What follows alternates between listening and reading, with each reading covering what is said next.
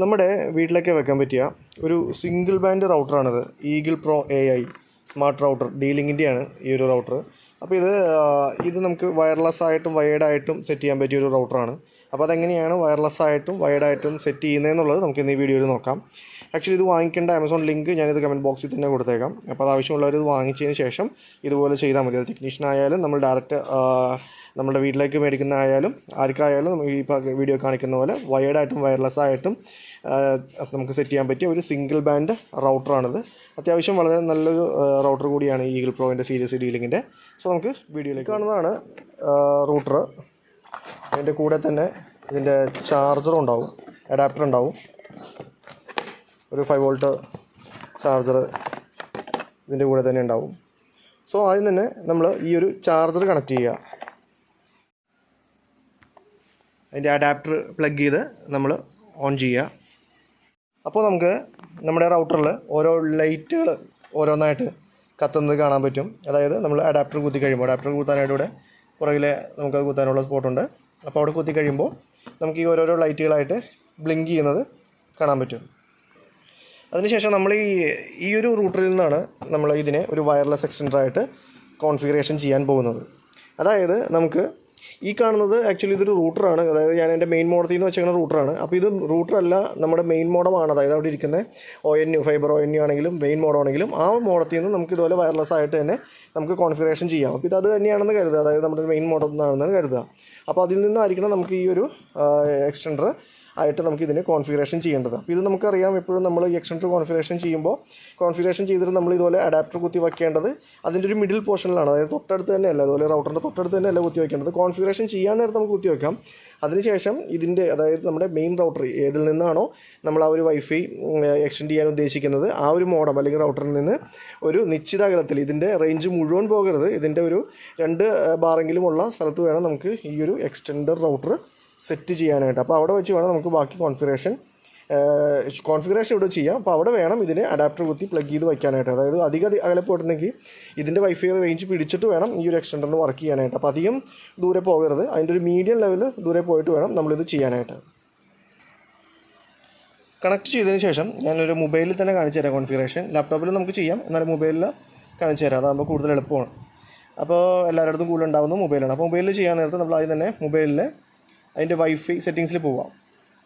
Wifi സെറ്റിങ്സിൽ പോകുമ്പോൾ ഇപ്പോൾ ഓൾറെഡി നമ്മൾ ഈ ഒരു റൗട്ടറിലാണ് കണക്റ്റായി കിടക്കുന്നത്, അല്ലെങ്കിൽ നിങ്ങളുടെ വീട്ടിലാണെങ്കിൽ ഒരു മോഡത്തിലായിരിക്കും കണക്റ്റായി കിടക്കുന്നത്.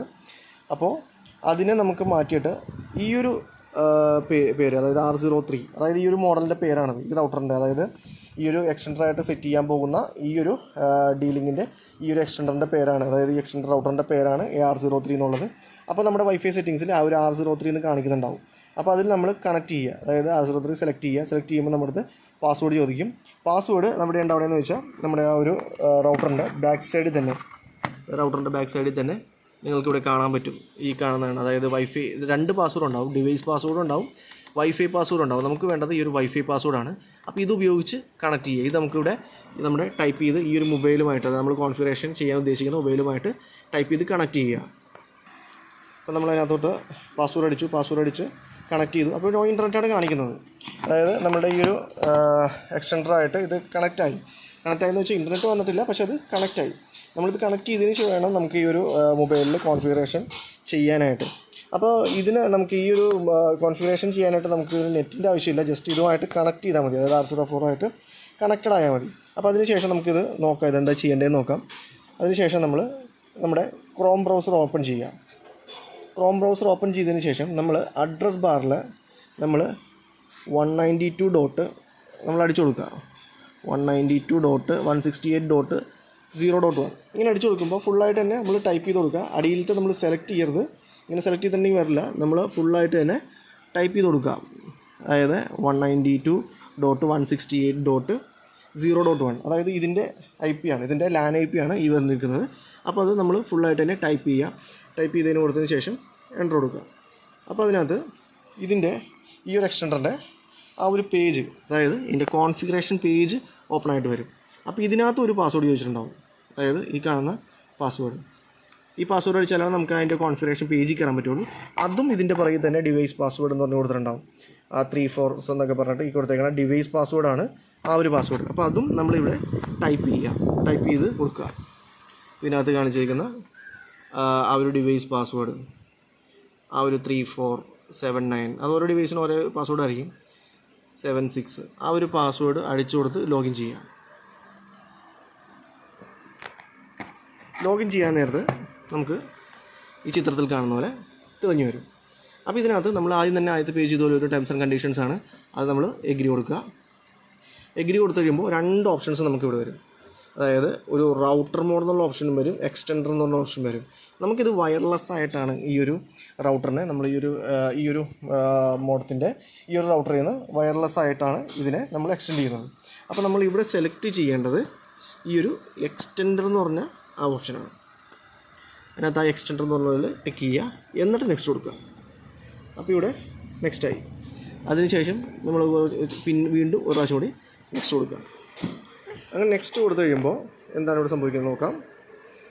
നെക്സ്റ്റ് കൊടുത്തു കഴിയുമ്പോൾ ഇവിടെ ഒരുപാട് വൈഫൈകൾ ഇങ്ങനെ കാണിക്കും, ഓരോരോ വൈഫൈകളുടെ പേര് കാണിക്കും, അതായത് നമ്മുടെ സറൗണ്ടിങ്സിലുള്ള വൈഫൈകൾ കാണിക്കുന്നത്.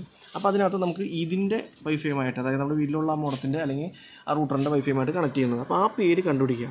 അപ്പോൾ ഇതിനകത്ത് പറയുകയാണെങ്കിൽ ആ പേര് നമ്മൾ ഈ ഒരു ഷൗമി എന്ന് പറഞ്ഞാണ് കിടക്കുന്നത്. അപ്പോൾ ആ ഒരു ഷൗമി സെലക്ട് ചെയ്ത് കൊടുക്കുക. നമ്മുടെ പേരാണോ കിടക്കുന്നത് അത് സെലക്ട് ചെയ്ത് കൊടുക്കുക. സെലക്ട് ചെയ്ത് കൊടുത്തിട്ട് ഇവിടെ അടിക്കേണ്ട പാസ്വേഡ് എന്ന് പറഞ്ഞാൽ നമ്മുടെ ഇതിൻ്റെ പാസ്വേഡ്, അതായത് നമ്മുടെ മോഡത്തിൻ്റെ അല്ലെങ്കിൽ നമ്മുടെ റൂട്ടറിൻ്റെ ഇതിനെയാണോ എക്സ്റ്റെൻഡ് ചെയ്യാൻ ഉദ്ദേശിക്കുന്നത് ആ ഒരു മെയിൻ മോഡത്തിൻ്റെ പേര്, ആ പേരാണ് നമ്മൾ സെലക്ട് ചെയ്ത് കൊടുത്തേക്കുന്നത്. അപ്പോൾ അതിൻ്റെ പാസ്വേഡ് ഇവിടെ ടൈപ്പ് ചെയ്യുക. പാസ്വേഡ് ടൈപ്പ് ചെയ്ത് കൊടുത്തതിന് ശേഷം നമ്മൾ പാസ്വേഡ് അടിച്ചു കൊടുക്കുക. പാസ്വേഡ് നമ്മൾ അടിച്ചു കൊടുത്തതിന് ശേഷം നെക്സ്റ്റ് അടിക്കുക. നെക്സ്റ്റ് അടിച്ച് കഴിയുമ്പോൾ ഇതുപോലത്തെ ഒരു ഓപ്ഷൻ വരും. അതായത് ക്ലോൺ ചെയ്യണോ എന്നാണ് ചോദിക്കുന്നത്. അതായത് നമ്മുടെ എക്സിസ്റ്റിംഗ് ഉള്ള ആ ഒരു റൂട്ടറിൻ്റെ, നമ്മൾ ചെയ്യാൻ ഉദ്ദേശിക്കുന്ന നമ്മുടെ മെയിൻ റൂട്ടറിൻ്റെ അതേ പേരും തന്നെ പാസ്വേഡും തന്നെ ഈ ഒരു എക്സ്റ്റൻഡറിന് മതിയോ അതോ അല്ലെങ്കിൽ നമുക്ക് സെപ്പറേറ്റ് ഇടണോ എന്നാണ് ചോദിക്കുന്നത്. അപ്പോൾ അത് തന്നെ മതി എന്നുള്ളവർ ആ ടിക്ക് മാറ്റണ്ട, ഇല്ല എന്നുള്ളവർ ആ ടിക്ക് മാറ്റിയിട്ട് ഇവിടെ ഇതിന് സെപ്പറേറ്റ് അറിയുന്ന വിധത്തിൽ എന്തെങ്കിലും ഒരു പേര് കൊടുക്കുക. അതായത് നമ്മൾ അവിടെ ഡിലീറ്റ് ചെയ്തതിന് ശേഷം എന്തെങ്കിലും ഒരു പേര് കൊടുക്കുക, എക്സ്റ്റൻഡറെന്നോ മറ്റു പേര് കൊടുക്കുക, EXT എന്ന് കൊടുക്കുക. EXT എന്ന് കൊടുത്തിട്ട് പാസ്വേഡും നമുക്കിപ്പോൾ മറ്റേതിൻ്റെ പാസ്വേഡ് തന്നെ വേണമെങ്കിൽ പാസ്വേഡ് മാറ്റിയിട്ട് എന്തെങ്കിലും ഒരു പാസ്വേഡ് നമുക്കറിയാവുന്നൊരു പാസ്വേഡ്, ആ പാസ്വേഡും നമുക്ക് വേണ്ട പാസ്വേഡും ഇവിടെ അടിച്ചു കൊടുക്കുക. എന്നിട്ട് നെക്സ്റ്റ് കൊടുക്കുക.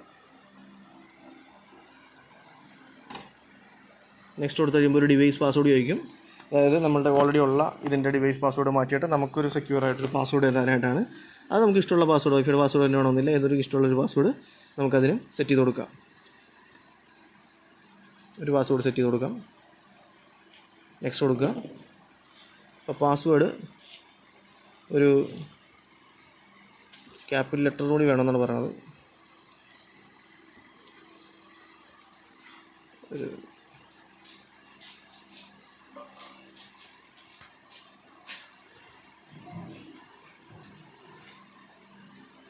അപ്പോൾ ഒരു പാസ്വേഡ് അടിച്ചു കൊടുക്കുക.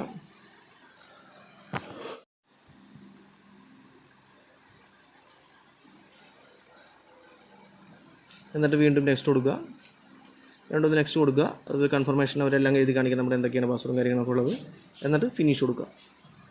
ഫിനിഷ് കൊടുത്തിട്ട് നമ്മൾ വെയിറ്റ് ചെയ്യുക.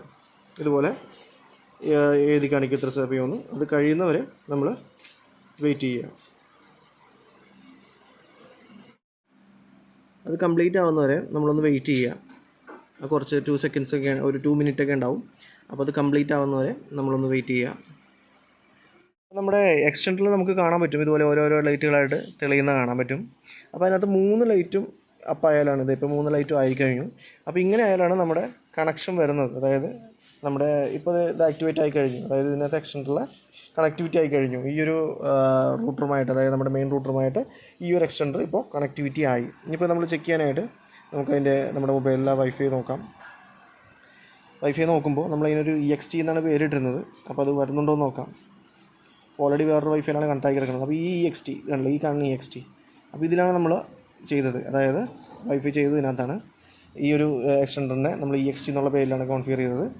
അപ്പോൾ ഈ ഒരു പേരിൽ നമ്മൾ അടിച്ച പാസ്വേഡ്, അടിച്ചു കൊടുത്ത പാസ്വേഡ് ഉണ്ടാവും, ആ പാസ്വേഡ് നമ്മൾ അടിച്ചു കൊടുക്കുക.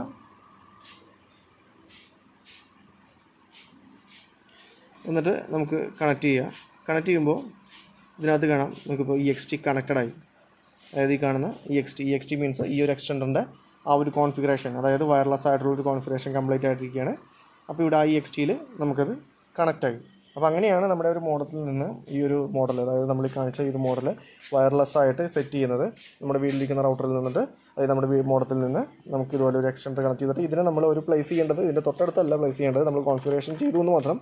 ഇതിനെ നമ്മൾ ഇപ്പോൾ ഏരിയയുടെ റേഞ്ച് കിട്ടാത്ത ഏരിയയുടെ തൊട്ടടുത്തായിട്ട്, അതായത് കുറച്ചെങ്കിലും ഇതിൻ്റെ 2 കട്ടയോ ഒരു ബാറൊക്കെ കിട്ടുന്ന ആ ഒരു ഏരിയയിൽ വേണം നമ്മൾ ഇതിനെ ഈ ഒരു എക്സ്റ്റൻഡറിനെ പ്ലേസ് ചെയ്യാനായിട്ട്. അപ്പോഴാണ് നമുക്ക് അതിൻ്റെ മാക്സിമം സിഗ്നൽ സ്ട്രെങ്ത് നമുക്കവിടെ കിട്ടുകയുള്ളൂ. അപ്പോൾ അങ്ങനെ നമുക്ക് സിംഗിളായിട്ട് തന്നെ നമുക്ക് വൈഫൈ ഉപയോഗിക്കാനായിട്ട് സാധിക്കും.